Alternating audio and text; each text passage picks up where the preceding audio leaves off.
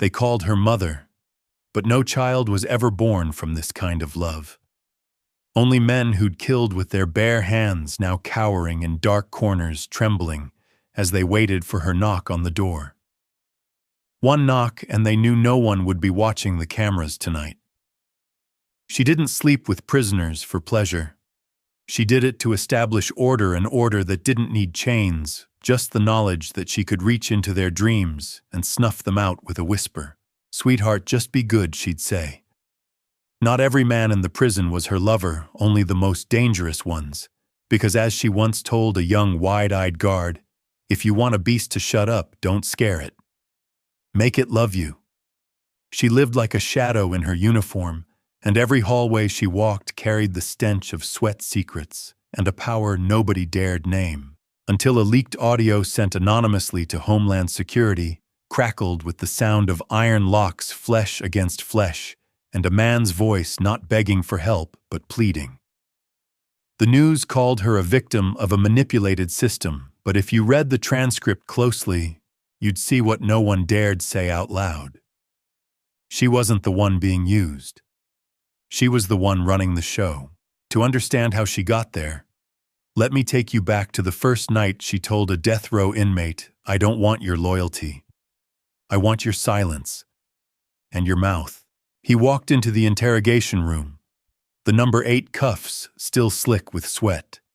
His eyes not on the interrogator, but fixed on her photo in the file where she smiled, as if adjusting her uniform.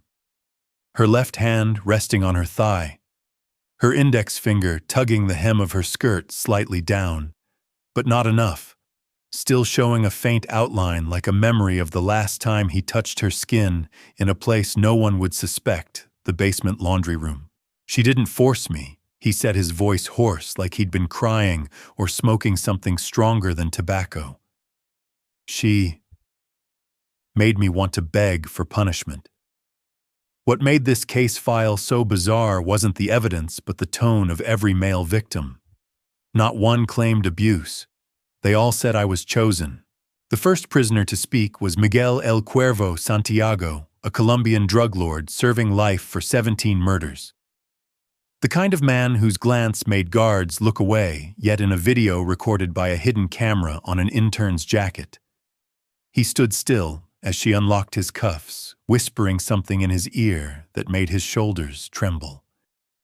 He didn't cry. He smiled like a child, forgiven for a sin. A lawyer representing one of the victims at the minister's insistence wrote in an internal memo, "I don't know if they're victims, lovers, or disciples, but one thing's clear: they don't speak with anger. They speak like they've lost a faith." She didn't do this with everyone, just a select few, the ones no one dared touch. And that's why no one dared touch her. In a transcript from a black prisoner named Malik D., a former Crips assassin, one passage was written in red ink. His handwriting careful, like a love letter. "I was taught women are to be protected or possessed. She let me do neither. She made me feel like a beast she kept in a cage, but I felt at peace. She called me good boy. I didn't want to leave my cell anymore. So when did it all start to unravel? Not when the audio leaked, not when a male guard grew suspicious of her, but when a new prisoner not on her list vanished after 3 days, and the last person seen leaving his cell was her. The cameras were down for routine maintenance that day. The shift log left blank, and in the corner of the cell where she'd sit for private talks, there was a small bloodstain, like a flower petal pressed between Bible pages. Authorities searched her home and found nothing but a collection of scanned men's tattoos, a box of discontinued birth control pills, and an unmarked notebook, each page bearing just 3 words: chosen, done, mine. What began as a seeming breach of professional ethics grew darker when they traced the prisoners she'd called for private interviews. At least 6 had killed themselves, 3 went temporarily insane, and 1 was castrated by jealous cellmates. None of them dared accuse her, and every report ended with the same line: inmate refused to cooperate. She vanished from personnel records after September 18th with no record of being fired, transferred, or leaving on her own. A leaked report claimed female inmates saw her walking the East Corridor on a rainy night. Not in uniform, holding her final name tag, its name scratched off, leaving only an etched phrase, "They didn't love me." They obeyed. Hamilton Block Prison had no screams, not because the inmates were well behaved, but because the ones who survived longest learned one thing. Noise was the fastest way to get noticed, and getting noticed was the slowest kind of death. The cameras never turned off, not for surveillance, but as a warning that every unpermitted act required permission, and only one person could grant it her. She wasn't high-ranking, just a correctional officer like any other, but everyone knew she didn't need keys to open doors. A single message, or sometimes just a smile straight into a camera lens, would make hallways clear, people move, and lights flicker exactly 3 times. Inmates at Hamilton didn't call guards sir or ma'am. They had their own language. 2 taps on the dining table meant permission to look. An upside-down spoon meant "I don't want to answer," and a bowed head over the right shoulder wasn't a greeting, but an admission. I saw something I shouldn't have. At the center of this silent system, she was the only one who spoke, never shouting, never commanding. She asked, and they confessed. Her personnel file described her as having outstanding communication skills, but in truth, she knew when to call a man babe, and when to cut him down to sweetie, a single word, or pause enough to make inmates who'd killed over a cigarette hold their breath as she passed by. The control room called her patrol route the gray zone, an unofficial stretch of dim hallways where selected inmates met her for private sessions, lasting 15 minutes unlogged, without administrative reason, just a repeated note in reports. Summoned for behavior evaluation. A maintenance worker who fixed lights in the area wrote in his personal journal, "She doesn't wear armor. She wears skirts shorter than regulation, but no one says a word because she walks like it's her house and we're just temporary tenants." Hamilton's system didn't collapse from corruption. It fell because it was too good at self-correcting. Any guard who questioned her was swiftly reassigned or hit with anonymous complaints, and no one dug deeper because she left no evidence, only habits, a way of walking, a scent of perfume, a look that made the whole system feel like it was complying willingly. Once a rookie guard put his hand on her shoulder in the cafeteria. 3 days later, he requested a transfer off night shifts, and no one asked why, though rumors spread that she'd whispered to him in French, "Je ne veux pas être aimée. Je veux être crainte. I don't want to be loved.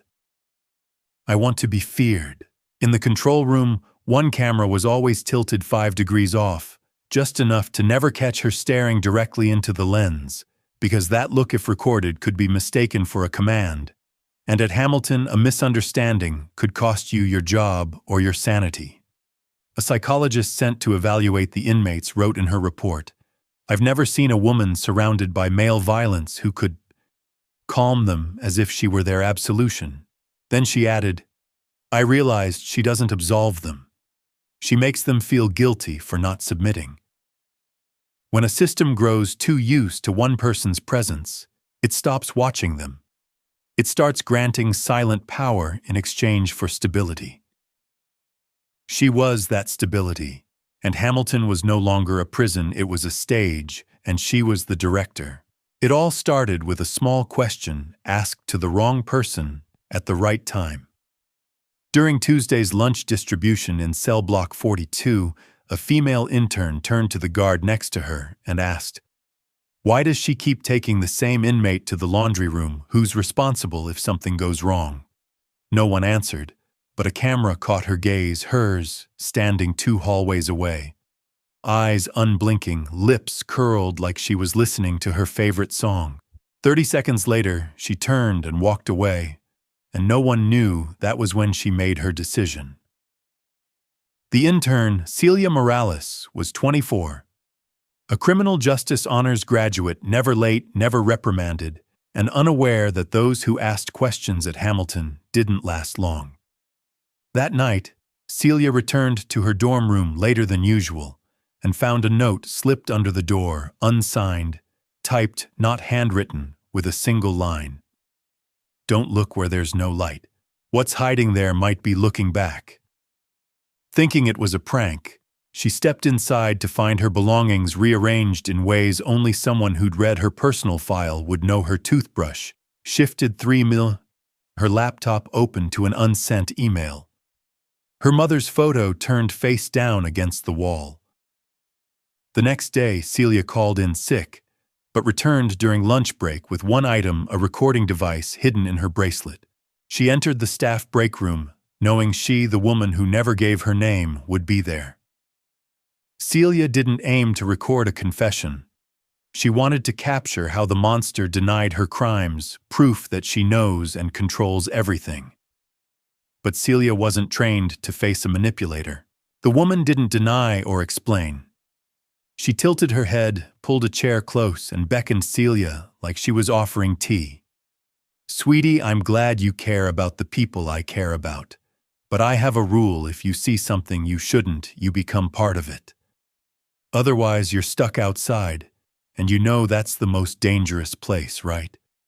Celia stayed silent, letting the recorder run, then left quietly. She sent the audio to her sister via email as a precaution, and filed an internal report, not directly accusing, just noting procedural violations in inmate interactions. 3 days later, Celia vanished. The internal report stated intern Celia Morales failed to report for duty, left no message, personal belongings intact, no signs of break-in. The East Corridor cameras had a technical malfunction from 1:12 to 4:46 a.m. All that remained was a broken bracelet left on the dining table. In the solitary confinement wing, its recorder wiped clean. No one took responsibility, and no one dug deeper. But after her disappearance, something strange spread. The inmates closest to her grew quieter, not out of fear, but as if being cleared for replacement. Vincent Scar Donnelly, a prisoner who claimed to only bow to God or guns, suddenly requested to see her every Friday night. No medical reason, no appeal, just sitting silently as she asked whatever she wanted. In a leaked transcript, he said, "I don't know who she is outside these walls, but in here she's the law." She never rushed, never twisted arms, only made small adjustments: a broken camera, a cell cleaned ahead of schedule, a lock accidentally left open during rain. Each move was like a piano note, cold, precise, no excess. And the only person who asked the wrong question was now erased from the staff roster.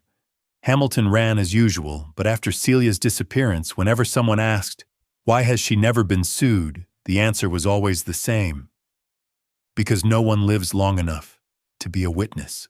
He walked in like a silent storm. No shouting, no glancing around, no shedding his jacket as ordered, just locking eyes with her before turning away as if he knew she'd be there and didn't care. His name was Mikhail Ghost Kovac, a Serbian assassin convicted of 3 bloodless murders called the Bladeless Knife by inmates in other states, untouchable, untraceable, serving. No known organization living by one rule: don't look, don't speak, don't submit. That's why she noticed him. Not because he was dangerous, but because he didn't bother being dangerous for her. On his first day at Hamilton, she personally oversaw his property search. No one asked why, because no one dared question her, and left the door open, a deliberate signal, meaning, "I'm not afraid of you."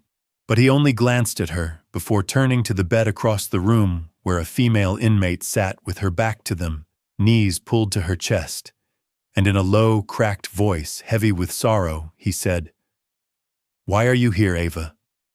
She froze, not from coincidence, but because the name Ava had appeared in an unsigned letter left in her desk. "If he ever comes back, don't let her kill you again." Ava Reyes, convicted of fraud, illegal transport of federal property, and resisting arrest, had a file showing no violence, no rebellion, yet 3 unexplained transfers. She was too unremarkable for Hamilton, a place with no room for the non-dangerous unless someone wanted her here. After that encounter, She started losing control of herself, but hid it not by punishing Ava, but by digging into who transferred Mikhail's file to Hamilton, only to find no administrative approval, just a federal coordination request, signed with an unfamiliar digital signature MK. 3 days later, in the yard, one of Mikhail's old crew, a prisoner nicknamed Skull, let slip "Ghost ain't here by accident." He knew they were coming for Ava. When another asked who, he replied, "Who else, the bitch in the uniform who thinks she's everybody's mom? But this time mom's about to get buried by her own kid." That reached her ears by nightfall, not through reports, but a note left under her makeup table next to a lipstick she never used, but knew well, blood-red, provocative. She didn't panic. She struck back. That night, Ava was moved to a new cell due to ventilation issues, a cell with no cameras on her night shift. No one saw or heard anything. But the next morning, a nurse found a long scratch like a fingernail on Ava's neck and a faint mark on her left shoulder, the shape of a lipstick tube. That same day, an anonymous letter reached the Hamilton warden with a printed still from an old Louisiana prison camera where Ava was once held, showing a female guard standing watch as a male inmate pulled Ava into a utility room, and behind the camera, a familiar figure in an identical uniform face turned away. For the first time in nearly 6 years, her power was challenged with evidence, and the sender, per an anonymous source, was MK, someone she'd edged out of Hamilton's internal security leadership race for lacking crowd control instincts. This was no longer about sex or submission. It was a battle for survival between two people who knew exactly where power came from and how much blood it took to keep it. At 1:14 a.m. on Wednesday, the camera in Block D captured a strange image, a woman with shoulder-length hair sitting alone in the empty yard. No rain, no guard on duty, motionless, holding a rusty pair of medical scissors, cutting her hair, strand by strand, with cold, emotionless precision, the clippings falling in a circle around her feet, like an ancient ritual, not to defy anyone, but to beg to disappear. It was Ava, prisoner 8791, the one who'd sparked her anger with Mikhail's gaze, now shedding the last remnants of her identity. The footage never aired on the public surveillance system. Only one person had access to the original, and she watched it 3 times that night. Eyes glued to the screen, not out of pity for Ava, but because the act was a challenge in a woman's language, one she'd taught others to wield, but never had turned against her. By morning, a small gift box appeared on her vanity table. No trace of who left it. No camera catching any unusual movement. Inside was an old bottle of Dior Addict, the scent she wore her first year at Hamilton, a spicy, sweet vanilla that screamed possession, the scent of a woman who refused to be forgotten, with a typed note on the cap. The old scent lingers, but those who smell it are starting to crave something new. She smashed the bottle into the mirror, the shards not cutting her hand, but slicing into what she hated most, her past. At noon, during her routine yard patrol, she noticed a subtle shift in the inmate lineup. Mikhail sat on a stone bench, hands on his knees. Shoulders relaxed like an observer rather than the observed, and beside him was Rico, her loyal follower of 3 years. She saw him. Rico saw her too, but instead of his usual bowed head, he smirked and gave a slight nod like a king acknowledging a dethroned courtier. She summoned him to a private room immediately, no reason needed, and he didn't resist. "What the hell are you thinking?" she asked, her voice still cold, but edged with anger for the first time. Rico didn't sit, didn't answer right away, just looked at the ceiling and took a deep breath. "You taught me one thing, a beast that submits lives longer, but Ghost doesn't live to bow, and I'm tired of kneeling." She stepped close as she'd done with rebels before, but Rico didn't back down. "You're not the only one making the rules anymore." He said his words like a flick against thin ice, not breaking it, but cracking it for the first time. That night, Ava was moved to medical isolation for unstable psychological behavior. No clear reason given. She didn't fight or speak, just left behind an old photo of her and Mikhail. His face scratched out with a ballpoint pen, and on the back, in shaky handwriting, a single line. When you stop fearing death, you start choosing how to die meaningfully. Hamilton remained quiet, but something was simmering not in the cells, but in the minds of those once linked to her chain, Ava, Rico, MK, each with their own direction, reason, and pain. For the first time, she couldn't control them with sex power or fear, because she was facing people with nothing left to lose. Some secrets are buried in dirt, others in indifference. But the most dangerous are those buried by the belief that no one would dare dig them up, and Hamilton had such a place. The technical floor beneath the library, home to outdated surveillance equipment, old inventory reports, and things deemed obsolete. No one but maintenance was allowed down there, but a minor glitch, persistent static on Block D's camera, forced a temporary unlock for repairs. Mikhail didn't miss his chance. Not by breaking in himself, but by orchestrating, he convinced Rico with a promise of uncovering what she's been hiding. Rico, owing Ava an old debt and starting to smell the rot in her power, swiped a keycard and opened the technical floor for exactly 12 minutes. They found no bodies, no hidden cameras, no secret cells, like in the movies, just files, not inmate records, but her notebooks. One for each year, detailing special interactions in a coded system. A red dot by a name meant chosen. An X meant non-compliant, resistant, a slash meant in progress, and a circled name meant handled. Ava's name appeared in year 3, marked with an X, then overwritten with a harder circled stroke, meaning she'd resisted, but was subdued. Rico flipped to the later pages and froze at a name, Mikhail Ghost, with no behavioral notes, just a handwritten word in the margin, unresponsive, and below it, in fading red ink, needs to be brought into the dream. Mikhail said nothing, slipped the notebook inside his jacket, and left a fake photocopy behind, not wanting her to know he knew not yet. Meanwhile, in the central control room, a technician stumbled on a cluster of password-locked files on an old server they thought was dead. Curious, he used admin access only to be kicked out in 0.3 seconds with a warning, unauthorized query. Access logged. Notification sent to Chief Supervisor, but she didn't see it right away. She was busy. In the medical isolation wing, Ava opened her eyes after 2 sleepless, silent days and found a note under her pillow, wordless, just a color printout of the notebook page with her name and a bold red X. She understood she hadn't escaped, but someone else was now navigating the maze. That night she sat up and requested a psychologist. Speaking for the first time in nearly 2 years, I have something to confess. But only if Rico and Ghost are there. In the office, when asked why, Ava stared into the one-way mirror, knowing who was behind it, and spoke loudly enough for her to hear, "I want people to know I wasn't controlled. I was persuaded, but now I don't believe anymore." And her, if she thinks a system is enough to hide her dirty hands, she's wrong. The system's cracking, and I'm the first sound of it breaking. Interrogation room 3 had no cameras, no recordings, no need for a reason. The summons was signed by hand, internal code 244. A code only one person at Hamilton could use. Her. Mikhail was called in first, entering as always. Silent arms crossed over his stomach, eyes scanning the ceiling corners for hidden lenses.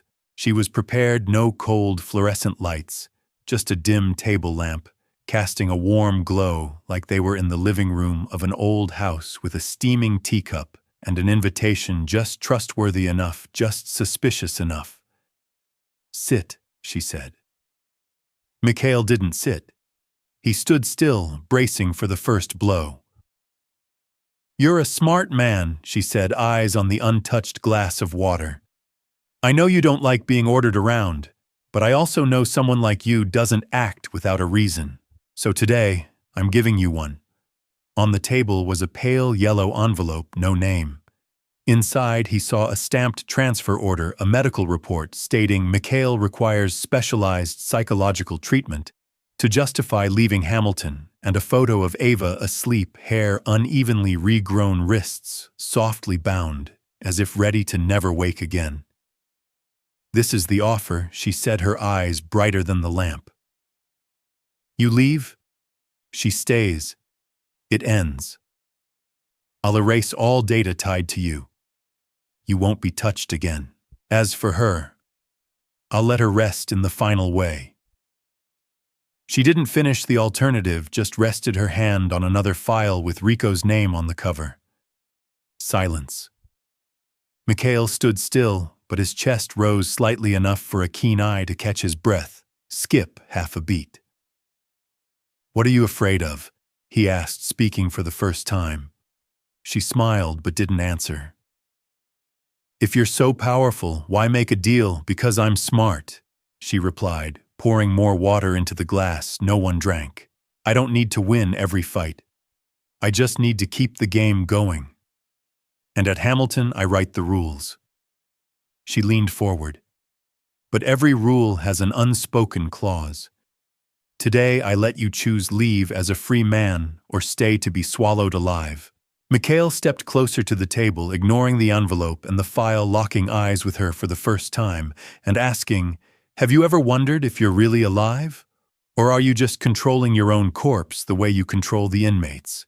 She went silent just for a second, but long enough for the glass in her hand to tremble with a faint ripple, as if someone had breathed on a crack. "I used to think you were the only thing here that wasn't controlled," he said. "But now I see you're the one most afraid of freedom. Because you know once you lose the power to manipulate others, you're nothing." Mikhail turned and walked straight to the door. She didn't stop him, just watched him leave the untouched glass, and an unasked question lingering for the first time: who was really interrogating whom, right after she called Ava in. No tea, no chair, just a blank sheet of paper on the table and a pen in the middle. "Right," she said. "An apology. A thank you. A goodbye. Anything. Just finish before morning." Ava looked at the paper, then at her, not smiling, not trembling. "You want me to apologize for surviving?" She didn't answer. Ava picked up the pen, wrote one sentence, folded the paper in half, placed it on the table, and left without a word. When she opened it, the only line read, "The only person I ever feared died inside you long ago." No announcement was made, no meeting held, no internal memo circulated. Just one Monday morning, as she entered the control room to start her shift, her access code was denied, the screen flashing. "Access restricted. Please confirm clearance with Security Deputy Officer." Security Deputy Officer. That title had always been her secondary role. She stepped into the hallway, eyes unblinking, still clutching her card, as passers-by averted their gazes as if someone had ordered, "Don't look at the crack, unless you want to fall in." At the end of the corridor, the warden's office door was ajar, and someone sat inside. Chair swiveled halfway, holding a coffee mug, wearing sunglasses despite the clear sky. "Rico." "I'm not here to replace you," he said as she entered. "I'm here because someone thinks you need a break." "Who?" she asked, her voice drier than usual. "Higher-ups. People you can't charm with a smile or scare into submission." He smirked. "They're tired of you turning everything into your personal play." She didn't blink, just stared at the desk where files lay face down, knowing what was underneath: Ava's audio, Mikhail's psych report, and a copy of her special interaction log notebook files, only she could have kept now in someone else's hands. "I thought you were mine," she said, her voice so cold it seemed to freeze the veins in her neck. Rico laughed, leaning forward. "For the first time, I used to think you were the strongest person I'd ever met. But now I see you're just someone who knows how to hold the reins. The horses, though, sometimes they run toward the fire." That night she didn't patrol. No one arrested her, but no one needed her anymore. She tried the internal hotline only to hear an automated voice. You are no longer in the priority verification system. She checked the inmate medical records. The system replied, access restricted. Contact the Behavioral Analysis Unit. Behavioral Analysis, the new unit. Mikhail was assigned to assist per special federal request. A week later, Ava was released from isolation, no announcement, no paperwork, just a note folded in quarters handed to her by a young guard request to return prisoner 8791 to Block C, no special supervision required. Per behavioral consultant Mikhail Kovac. She tore the note apart, but no one reacted, as if her actions no longer echoed in the system. That afternoon in the yard, she saw Ava reading a book and Mikhail talking to a group of young guards, while Rico watched from a distance, jotting notes in a file. No one looked at her. No one needed her. Hamilton kept running, no riots. No chaos, just missing one thing, her. That night, back in her private dorm, she noticed something off. Her desk chair was tilted 5 degrees. Her old coffee mug replaced with one she used 7 years ago. And on her mirror, written in her only red lipstick, the shade she'd long retired, was a message. Now it's your turn to learn to submit. No one pushes someone into the dark. It's just that at some point, the light stops shining where they stand, and she knew it, hated it. So she did the only thing someone who's lost power can do, drag someone else down with her. Her first target was Ava, no longer a bargaining chip or political leverage, just a thorn in her side, and she was too tired to keep up appearances, choosing to strip others bare instead of armoring herself. The plan started with a thick envelope left in Rico's room under unsigned files labeled only Prisoner 87-1. Past reevaluation, containing a doctored scan of old notes claiming Ava was an informant for guards. A spliced audio of her old voice talking to someone sounding like Ava, sneering, "That girl's about to break. I just need to nudge her," and an anonymous accusation in forged handwriting. Ava's collecting evidence against the system, pretending to be weak to survive. At the same time, she slipped a hidden code into the duty roster, forcing Ava out of Block D to the supply warehouse for inventory, where Mikhail wasn't overseeing a place with no cameras, where an accident could be blamed on a misstep and a technical report. But she didn't know Mikhail had grown suspicious, since she stayed silent at his provocation, planting a nano GPS tracker in the pen Ava used. When Ava vanished from her routine, he knew something was up. He reached the warehouse first, no noise, no threats, just standing there as she moved to shut the door. She turned, met his eyes, not curious, not hateful, just silent, like staring at a dying animal desperate to bite one last time. "You know," he said, voice low, "if you just wanted control, I'd get it. But you want to destroy, and the one who needs destroying is you." Ava wasn't hurt, not yet, but she knew things were slipping from her grasp. The files exposed, the audio undone, Rico ignoring internal signals, even the G44 emergency code deactivated. What truly unraveled her, though, was herself. That night, she returned to her room, turned on every light, smashed the mirror, tore the calendar, threw a whiskey bottle at the window, then laughed, cried, and smeared her old red lipstick on like painting blood over a festering wound. She wrote a letter to Homeland Security, not a complaint or a resignation. Just one line: "I'm warning you, the people you trust were once under me." Then she scheduled a meeting with one person, Ava, in a sealed room, no oversight needed, under the pretext of restoring behavioral communication. Ava came, didn't sit, didn't speak. She looked into Ava's eyes, and for the first time didn't try to dominate, only asked, "Do you know I once wanted to protect you?" Ava didn't answer, just nodded slightly, and stepped back, not out of fear, but pity. She recognized that look, and for someone like her, pity was the ultimate insult.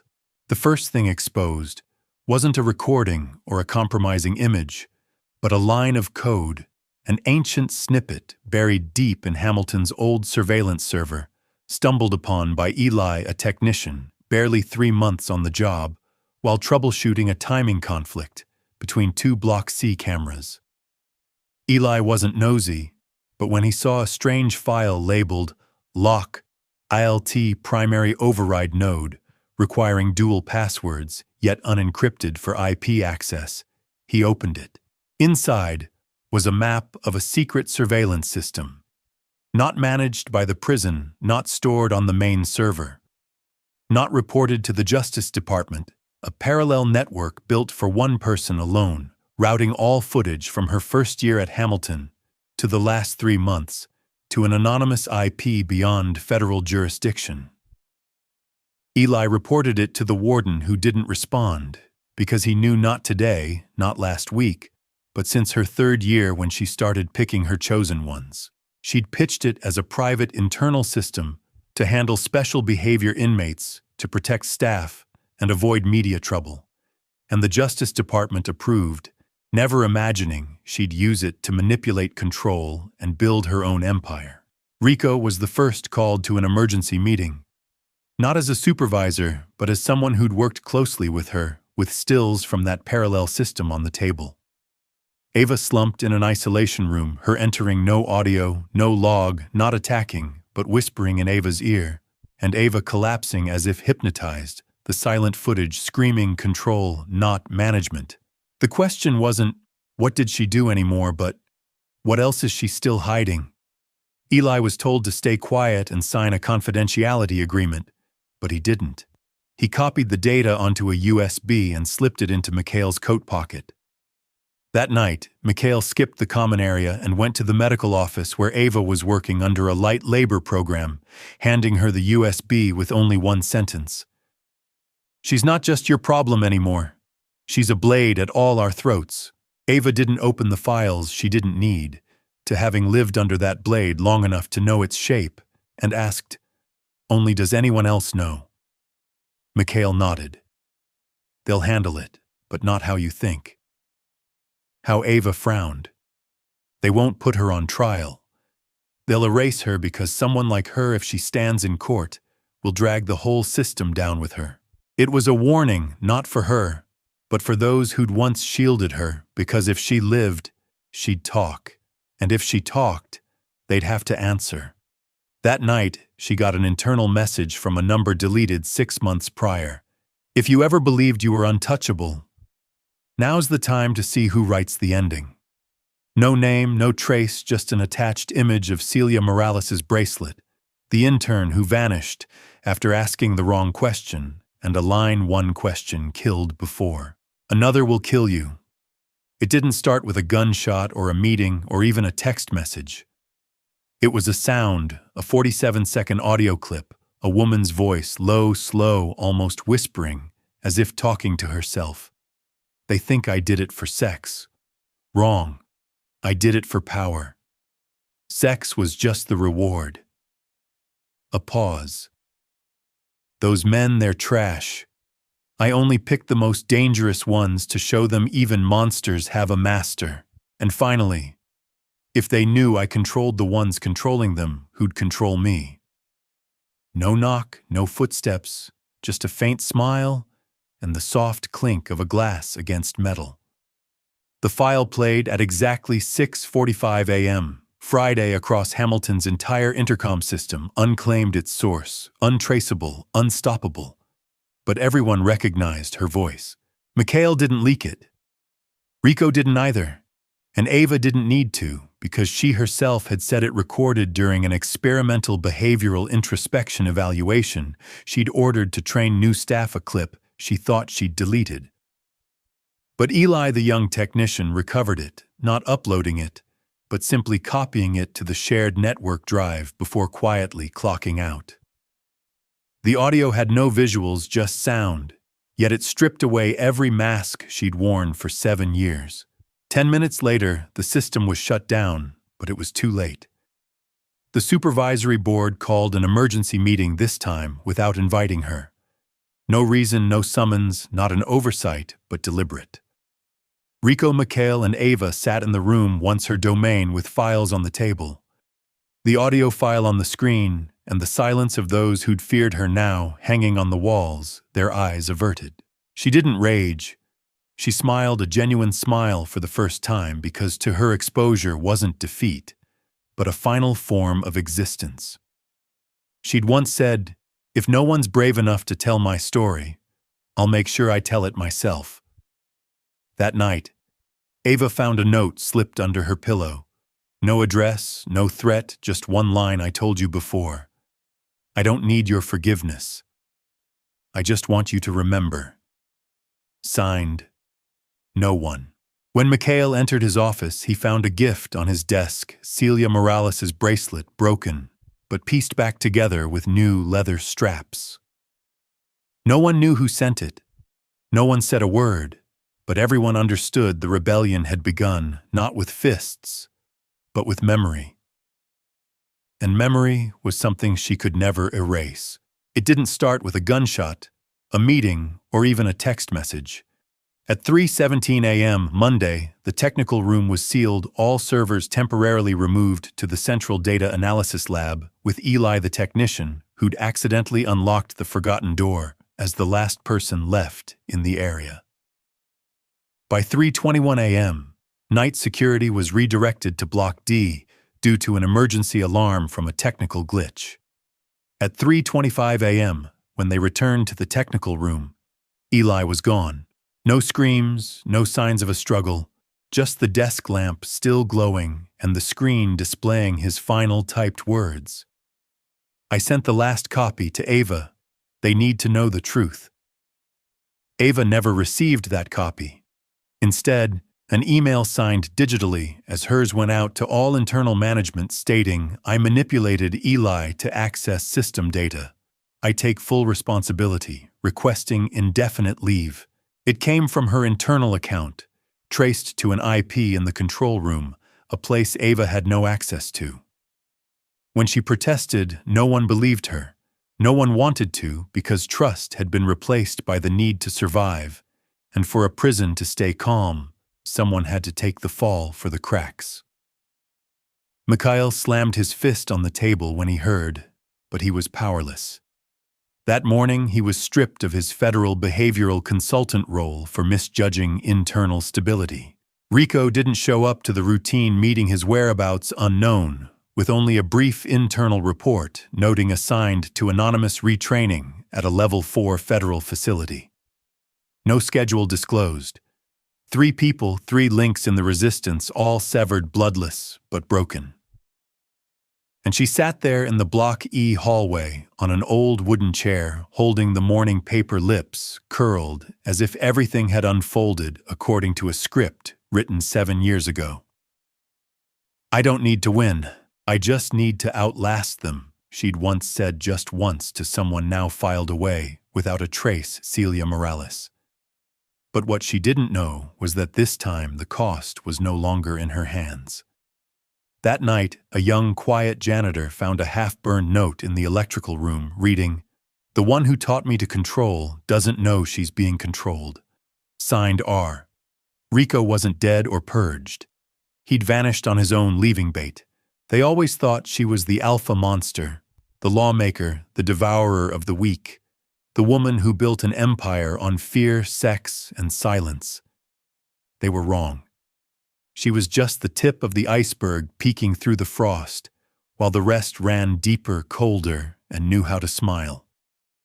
Her name was Veronica Crane, title Senior Director of the Federal Behavioral Reintegration Division, once a behavioral science expert at MIT, a psychological warfare instructor for U.S.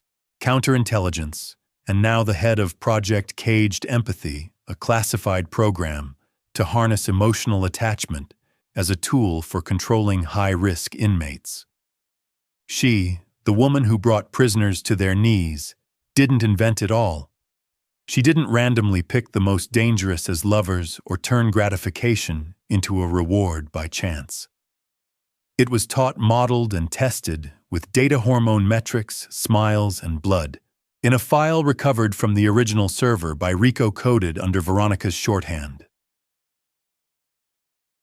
Crane, an internal report read, Subject WH-47 has achieved alpha group leadership through emotional stratification mechanisms. Recommend intensifying attachment with death row inmates to observe ego collapse post-separation.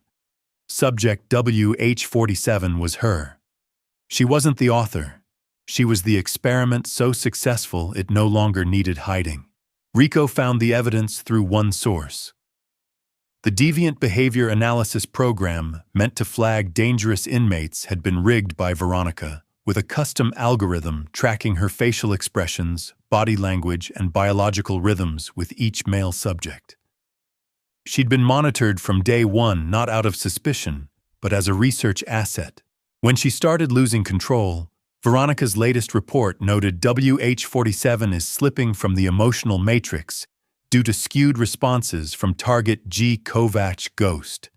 Recommendation: eliminate or erase memory with emotion-regulating drugs. Veronica didn't fear her rebellion, because she hadn't had true autonomy for years. She was a product designed to be scrapped if her metrics faltered. Mikhail knew, Ava knew, Rico knew. But none rushed to expose it, because doing so would cost more than just her.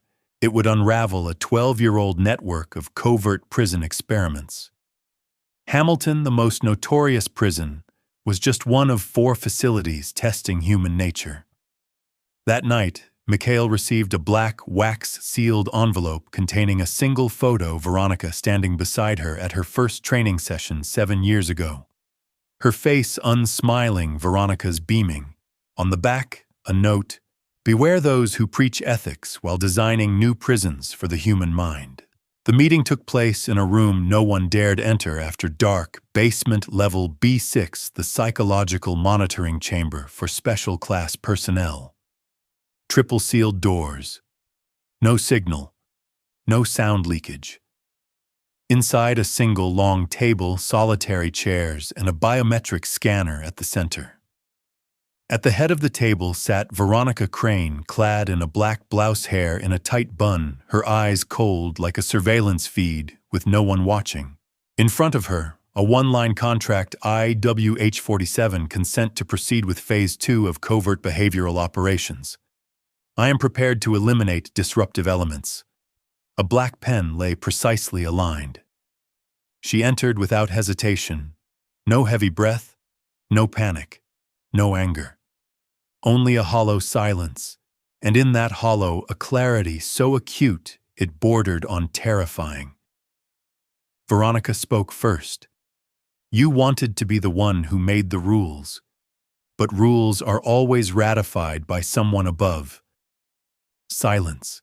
I know you lost faith in the system, but the system still believes in you if you know where to discard the excess memories. I don't trust you, she replied. You don't need to, Veronica answered, pouring tea as though this were a job interview, not a moral reckoning. What I need is action, and your first act is this: delete 3 files, 3 people, 3 emotional links that have bent your axis of humanity. Mikhail, Ava, Rico. 3 names encrypted behind biometric IDs, a fingerprint confirmation, and the system would reclassify them as transferred, no cause given. No one would search, no one would ask, no one would remember. Veronica extended her hand. Choose your side, WH-47, and return. This time not as an imposter, as someone legitimate, protected, authorized. No more pretending. You'll have a legal framework, government sanction, a behavioral adjustment program, a team, a title, a mission. You won't be a monster anymore. You'll be an advisor. She looked at the paper, then at the scanner, then at her hand, the same hand that once made criminals tremble, that brushed against throats like a whisper of death, that made killers cry not from guilt, but from the absence of tenderness. That hand now only needed to touch glass, and all that once was would dissolve into silence. I'll do it, she said. Her voice was flat, not proud, not shaken. But I want one condition. Veronica arched a brow. Name it. No one can know. I don't want my name on anything. No badge, no dossier, no recognition. Veronica studied her face, then nodded. I understand. You don't need the light. You only want to exist, in the dark. She placed her finger on the scanner. The green light flickered. 3 profiles disappeared. Mikhail, Ava, Rico. Not dead, but erased from Hamilton's memory. They became specters, unrecorded, untraceable, unspoken. The choice had been made. Not to triumph, but to survive in a different kind of power, the one who holds the erase key. The new surveillance room was on the 7th floor. No one had access except for one person. No nameplate. No cameras. No harsh fluorescent lights. Only the soft amber glow of a desk lamp casting shadows across the woman's face as her fingers moved across the touchscreen eyes, steady, like someone who no longer confused control with survival. In front of her was a list of detention facilities across the country. Facility A3, Facility L9, Facility K Haven, Hamilton closed. Under each name was a checkbox waiting to be marked, ready for data transfer. She tapped the next facility. Her hand no longer trembled, but her eyes held a bloodshot streak, the kind that comes from not blinking through an entire night. A voice chimed through the security grid, confirmation WH-47. Clearance operates under Ghost Directive. Status unlisted in public personnel records. She nodded. No reply. In her coat pocket, a letter folded into fourths ink, faded, never sent. Recipient Celia Morales. Content, no apologies, no explanations. Just a single line written with her left hand I never knew how to stop. I only learned how to wound deeper than anyone else. She hadn't kept the letter for Celia. She kept it for herself. Because when there's no one left to kill, the only one left to torture is yourself. A new message appeared on screen, Project Caged Empathy. Phase 2 ready to deploy. Estimated duration 36 months. Inmate participants 112. Assigned advisor anonymous. She didn't press confirm. She stood, poured a glass of water, slow and precise, as if time itself had died in that room. She stared out the window, down to where a convoy of armored buses was pulling into the newly built facility. The prison had no name, only a code X5. She closed her eyes, then opened them. Her hand hovered over the confirmation key, but she didn't press it. Instead, she spoke not to anyone, not to any recording, just a quiet monologue, low and cold. They say I survived. They're wrong. I just never learned how to do anything else. I don't love power anymore. I'm just addicted to the fear in their eyes because if they're afraid of me, I don't have to be afraid of myself. Then she smiled, not a weapon, not a warning. Just residue. Like the final flicker in a furnace long gone cold, not enough to burn anyone anymore, but still burning in memory.